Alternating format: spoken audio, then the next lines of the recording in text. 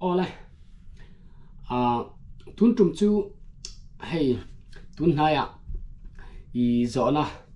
ka dong na sa me ya nghe hotel experience lo nei to te thlengin le la nei mi alo hotel industry line baptize mi alo te atang te in Zawhna ka dong na sa a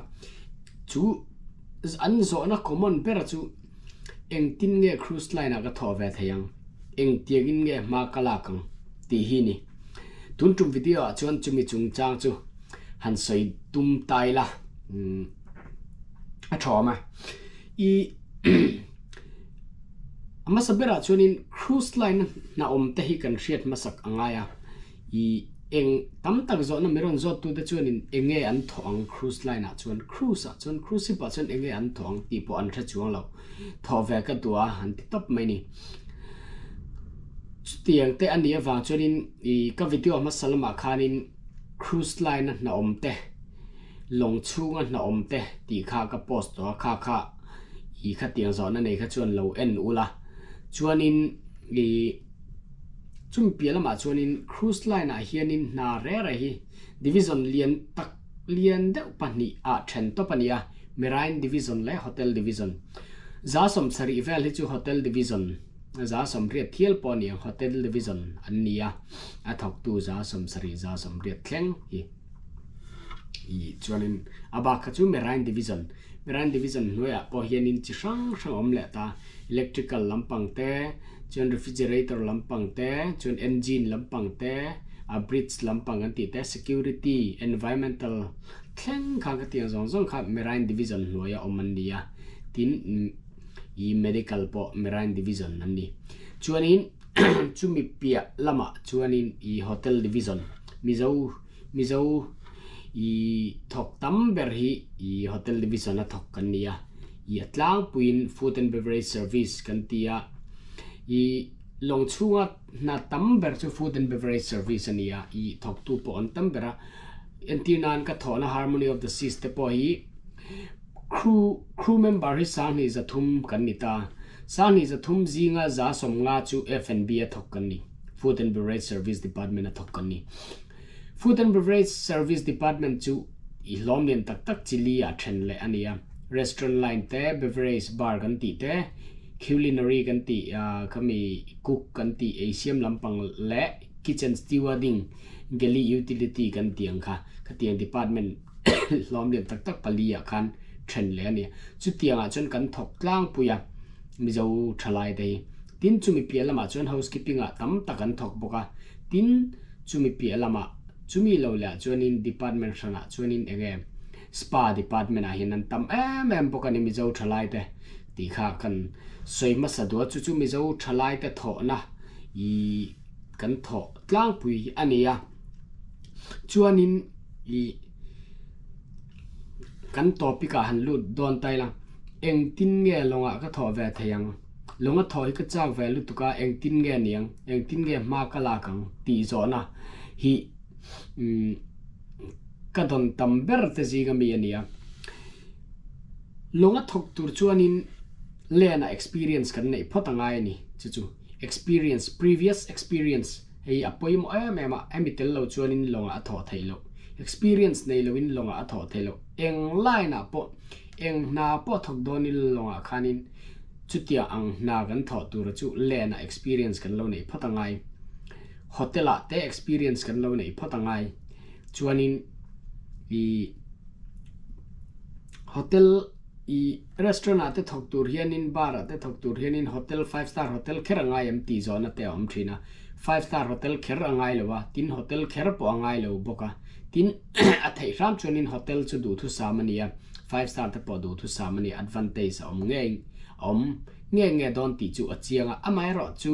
restaurant ate kan lo thok ta high end restaurant thave ta ka te kan lo thok ani chuanin khami na all omani chuan apply kha in thlung hau lawila I 5 star rate tho lo wang khanin I lo apply lo phang ti ka lawa 5 star a tho kher te hotel a tho kher te hi angai kher lawani ti kha kan kan soi dua amai ro chu tho thei chuanin du thu sam ti ero ha chu chuanin chu pialama chuanin hotel management zir kher angai em ti te Zawhna hi awma hotel management zir kher hi angai lewa kas ma miang tho kan zir thai chon du thu sa mani amara chu hotel management zir lewa hotel a tho theina restaurant ate tho thok tho theina chan sin ya direct a ilu theni chuanin khami hotel ai experience khanin longa chuanin lu le thei ti kha kan seidua amara chu hotel management zir te tan chuanin hotel a chuan namu olbi ti kha thil chiang ania i chu wang chuanin hotel a thok zet tur khanin hotel management lo zir ang te kha i agai na chen om ve ang tin hotel management course puitin kan zir thailo ni pon ei Mizoram ate po ei zola te po i skills development training center i hotel operations basic tak zirna tam tak oma khang te khanin